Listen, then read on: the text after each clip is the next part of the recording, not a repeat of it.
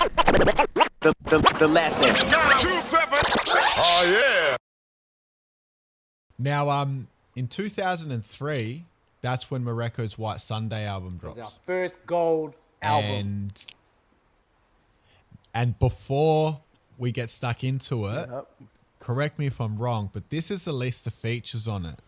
Psycho Les of the Beatnuts, Inspector Deck of Wu-Tang, Self-Titled, Scram Jones, Rock Raider of the X-Men, Rest in peace. The Licks, Sadat X, Brand Nubian. Joel Ortiz is on mean- 2 songs there. You know what's funny?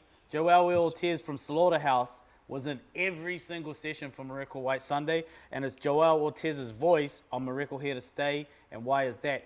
But Joel Ortiz, no one knew him then, so we didn't credit him because we were all about like, you know, we credited him. If you look in the writing, you'll see J. Ortiz in the publishing credits, but he didn't have a rap name. He just had a 12-inch single deal on Raucous Records then, but he was so dope, we had him at the studio every day. It's like, it's crazy. Like, the Beat Miners was there for most of the sessions, you know? The Duck Down guys were around. Like, there was so many people we missed. Tragedy, Khadafi, and Noriega. I paid them for their verse, went to Queensbridge, and then the famous story of Tragedy, Khadafi, and Noriega getting arrested in Union Square. This is an absolute truth. They were coming to pick up money from me at the Loud Records office, which used to be by the Source magazine. So I was coming down to give Tragedy Khadafi the money for the feature on White Sunday, and that's when they all got arrested in their Hummer. Hip hop news. Boom boom. Drink Champs, holler at me. I'll give you the real deal. Trag is my man. I give Tragedy Khadafi the highest credibility. I went to Queensbridge with him. I saw someone try and check him, and I saw Tragedy Khadafi knock that dude out right in front of me. Queensbridge is the realest. That was all part of the White Sunday sessions. Great memories, man. And then, so you said that album ended up going gold. It was our first gold certified record in New Zealand. It was the first record to hit the top of the charts for us. And we had 2 gold singles, Miracle Here to Stay and Stop, Drop and Roll, which was Miracle featuring the Decepticons, produced by P Money. And it went on to be one of our classic Stop, Drop and Roll. It went on to be one of our big classic records. We did a remix with Scribe. And, you know, for me and D, we won. You know, we came home with the gold. And it was our first, you know, successful record on a national and international level. We released it in Australia through Inertia. Yeah, right. So then you guys have basically come home with a slam dunk. Yep. And now I'm guessing at this point, the momentum's really kicked in. The momentum is through the roof, and New Zealand hip hop is at a boiling point, and along comes our brother Scribe.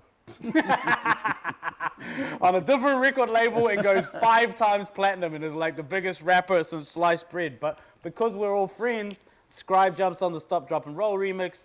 Scribe puts Savage on the Not Many remix. And then next minute, like in true hip hop fashion, who's the next hottest guy?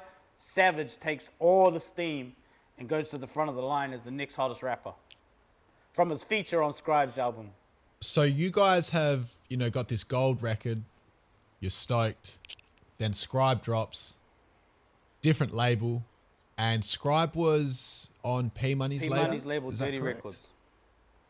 The number 2 Yeah. hip-hop label.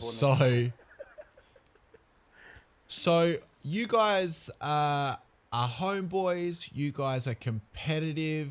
What's the sort of vibe, relationship status at that point between all you guys? Dawn Raid, P Money, Scribe, Decepticon, Savage. Is it all like we're all homies. a homeboy? We're all we're homies all at friends. that point. At that point, it got a little bit tricky later on, but at that point, we all just for the love of New Zealand hip hop, and we all followed the journey. Scribe took Brother D and the whole Decepticon, Savage, and everyone on the entire. If you Big know, Day Out. in Australia, Big Day Out was the biggest festival. If you got the Big Day Out festival, you're a superstar. And they did the whole, I think, 2004 Big Day Out tour It was together. like eight dates. Yeah, all homies, P Money there, so everyone there. It was all love, you know. It just got tricky a little bit later as you know, like all stories, money and business and things get involved. The lesson. Oh yeah.